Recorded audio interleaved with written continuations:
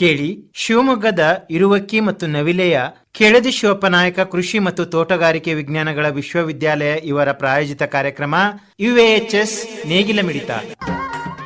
Sir, ನನ್ನ ಹೆಸರು doctor Prakash ಪಾವಡಿ ಅಂತ. ಕೆಳದಿ ಶಿವಪ್ಪನಾಯಕ ಕೃಷಿ ಮತ್ತು ತೋಟಗಾರಿಕಾ ವಿಶ್ವವಿದ್ಯಾಲಯ ಶಿವಮೊಗ್ಗ, ಇದರ ಅಂಗಸಂಸ್ಥೆಯಾದ ಕೃಷಿ ಮತ್ತು ತೋಟಗಾರಿಕಾ ಸಂಶೋಧನಾ ಕೇಂದ್ರ ಕತ್ಲಗಿರಿ, ಇಲ್ಲಿ ಒಳನಾಡು ಮೀನುಗಾರಿಕಾ ಘಟಕದಲ್ಲಿ ಮೀನುಗಾರಿಕಾ ವಿಜ್ಞಾನಿ. ನಾನು ಮೂಲತಃ ಇಲ್ಲಿ ನಮ್ಮ ಕೃಷಿ ಮತ್ತು ತೋಟಗಾರಿಕಾ ಸಂಶೋಧನಾ ಕೇಂದ್ರದಲ್ಲಿ ಮುಖ್ಯವಾಗಿ ನಾವು farm pond based aquaculture system ಅಂತ ಹೇಳ್ತೀವಿ. ಅಂದರೆ ರೈತರು ತಮ್ಮ ಜಮೀನಲ್ಲಿ ಮಳೆಗಾಲದಲ್ಲಿ ನೀರನ್ನು ಹಿಡಿದಿಟ್ಕೊಂಡು ಕೂತು ಕೃಷಿ ಹೊಂಡಗಳು ಮಾಡ್ಕೊಂಡಿರ್ತಾರೆ. ಮತ್ತು ಕರೆಂಟು ಈಗ ಯಾವಾಗಲೂ ಕರೆಂಟ್ ಪದೇ ಪದೇ ಹೋಗ್ತಾ ಇರುತ್ತೆ. ಹಾಗೆ ಕರೆಂಟ್ ಇದ್ದಾಗ ಏನೈತಿ, ಬೋರ್ನಲ್ಲಿ ಇರ್ತಕ್ಕಂಥ ನೀರನ್ನ ಸಂಗ್ರಹಣೆ ಮಾಡಿ ಕರೆಂಟ್ ಹೋದ್ಮೇಲೆ ನೀರನ್ನ ಉಪಯೋಗಿಸೋಕ್ಕೋಸ್ಕರ ನೀರು ಸಂಗ್ರಹಣೆ ಕೊಳಗಳನ್ನ ತಮ್ಮ ಜಮೀನಲ್ಲಿ ಮಾಡಿರ್ತಾರೆ. ಸೊ ಇಂಥ ಕೊಳಗಳಲ್ಲಿ ಅವರು ಏನು ಮಾಡ್ತಾರೆ, ನೀರನ್ನ ಸಂಗ್ರಹಣೆ ಮಾಡಿರ್ತಾರೆ. ಆ ಸಂಗ್ರಹಣೆ ಮಾಡಿದಂಥ ನೀರನ್ನ ಕೇವಲ ಕೃಷಿಗೆ ಮಾತ್ರ ಉಪಯೋಗಿಸ್ತಾರೆ ಬರ್ತಾರೆ. ಆ ಜಲಸಂಪನ್ಮೂಲ ಮೀನು ಕೃಷಿ ಯಾರೋ ರೈತರು ಮಾಡ್ತಾ ಇಲ್ಲ.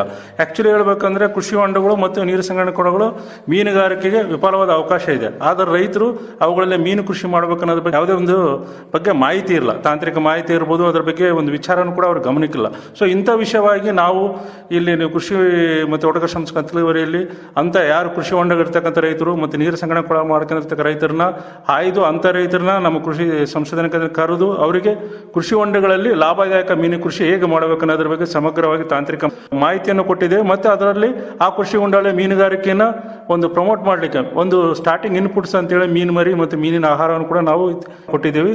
ಹಾಗಾಗಿ ರೈತರು ಕೂಡ ತಮ್ಮ ಕೃಷಿ ಹೊಂಡಗಳಲ್ಲಿ, ತಮ್ಮ ಜಮೀನಲ್ಲಿರುವ ಕೃಷಿ ಹೊಂಡಗಳಲ್ಲಿ ಮತ್ತು ನೀರು ಸಂಗ್ರಹಣೆ ಕೊಳಗಳಲ್ಲಿ ಮೀನು ಕೃಷಿಯನ್ನು ಮಾಡ್ತಾ ಇದ್ದಾರೆ.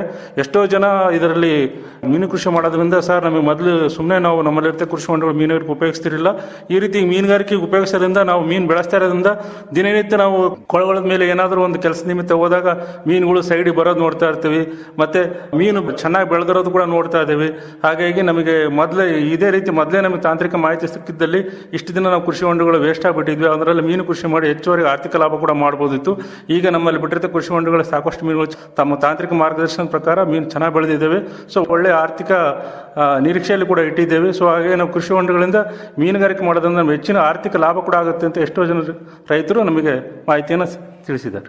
ಈ ಹೆಚ್ಚಿನ ಮಾಹಿತಿಯು ಆಸಕ್ತ ರೈತರು, ಕೃಷಿ ಹೊಂಡ ಮತ್ತು ನೀರು ಸಂಗ್ರಹಣೆ ಇರತಕ್ಕಂಥ ಆಸಕ್ತ ರೈತರು ನಮ್ಮನ್ನು ಸಂಪರ್ಕಿಸ್ಬೋದು. ನನ್ನ ಹೆಸರು ಡಾಕ್ಟರ್ ಪ್ರಕಾಶ್ ಪಾವಡೆ ಅಂತ, ಸಹಾಯಕ ಪ್ರಾಧ್ಯಾಪಕರು, ಕೃಷಿ ಮತ್ತು ತೋಟಗಾರಿಕಾ ಸಂಶೋಧನಾ ಕೇಂದ್ರ ಕತ್ಲಗಿರಿ.